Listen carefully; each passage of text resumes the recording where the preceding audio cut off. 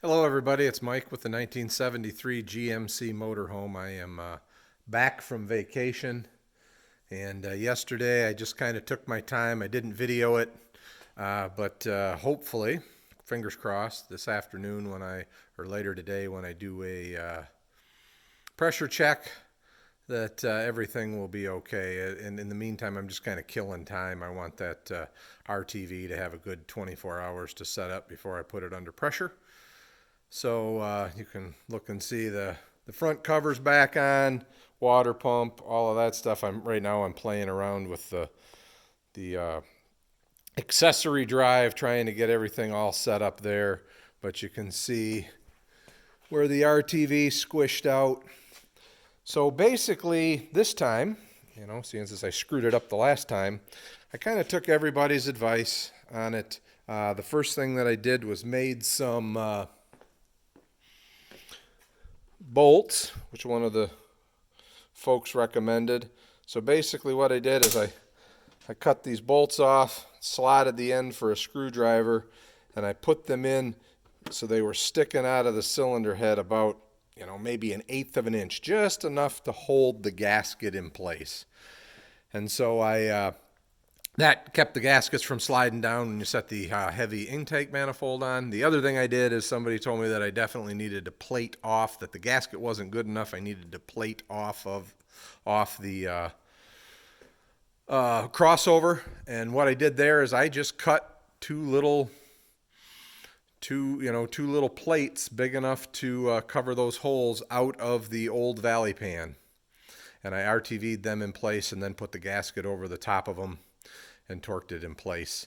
It looked like the gasket had enough compression for that, so hopefully that's good. The other thing that I did is even on the initial torque up, before I let it sit a little bit for the RTV to cure, I followed the exact manifold torque sequence. So hopefully, fingers crossed, when I check the leaks this afternoon, I won't have any. But right now, I thought I'd show you this. I'm about ready to put the harmonic balancer on. You can see the installer sitting there and the balancer itself. And what I don't know if it'll come out on the video. I got some grease. So I've got grease in the seal so that it has something on startup before it gets any oil. I also greased the end of the crankshaft, the outside of the harmonic balancer, and the inside of the harmonic balancer. I firmly believe in lubing any press fit. I've done this as long as I can remember, and I've basically done it because if you start to gall, you've screwed things up really bad, and the grease just gives you a little added protection for that. Some people don't like it because, they're worried that you're going to have a bearing spin on the shaft because you've provided lubrication. It's not a concern of mine. I've never had that problem. But so that's what I do. In this particular case, it's a keyed shaft, so no worry about a spin there. Just a little added protection for putting it together. So let me set the camera up and then make sure that my head isn't in the way, and we'll put this together. Okay, hopefully I'm not in the way. Maybe in the way of the light. Put that over a little bit more. Basically, a harmonic balancer, fortunately, has a little bit of a lead in on it. Make sure that we get it lined up with the keyway. I guess I can do this all at the same time without taking that off. We'll thread this in.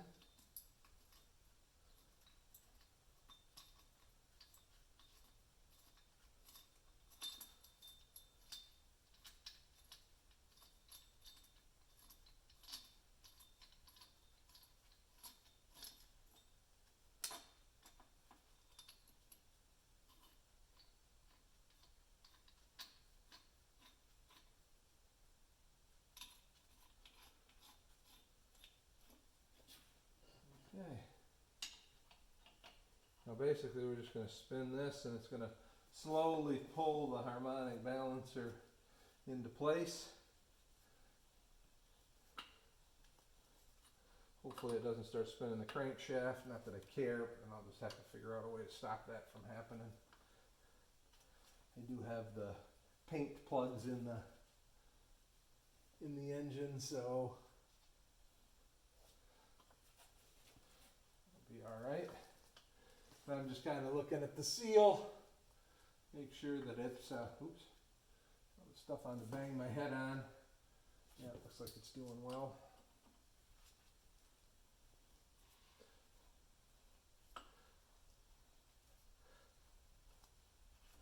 The reason I'm putting this on is because I got to get the pulley on the crankshaft so that I can make sure that all of these belts are lined up, get the right amount of spacers and everything in where it needs to be.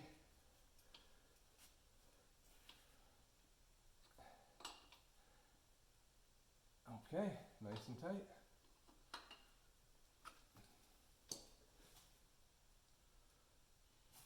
It looks good.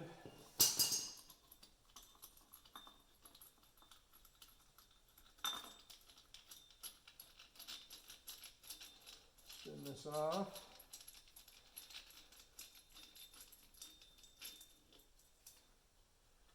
Spin this out.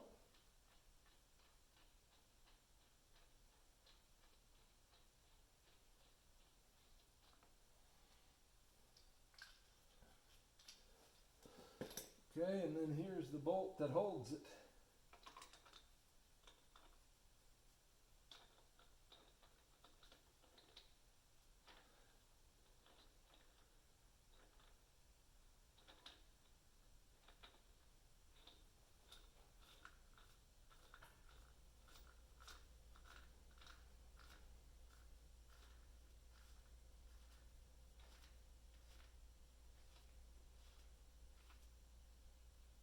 Alright.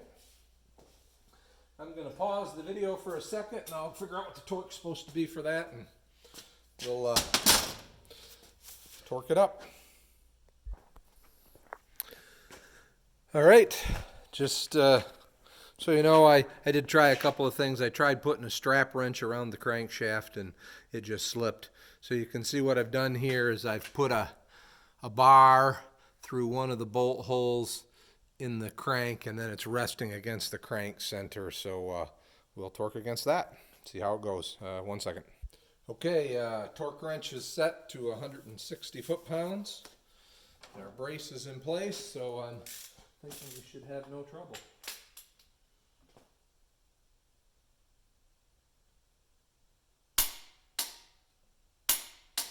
There we go. All right, we'll do the pulley next. All right, I'm not gonna torque these right now because I'm not sure this is staying on for the install. But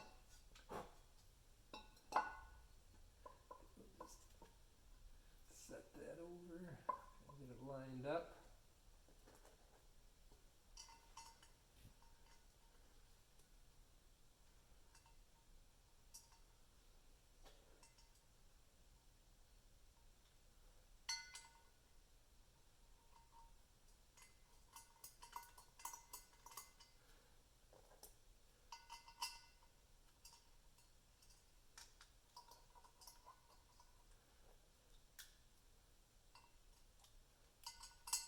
Should have got a shallow socket, then I could have just put them on the end of the screwdriver, would have made it a little bit easier.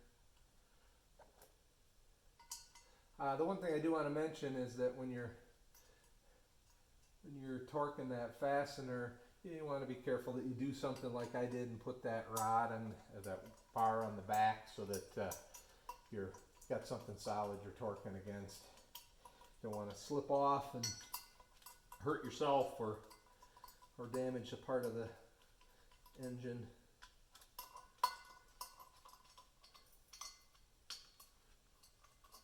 I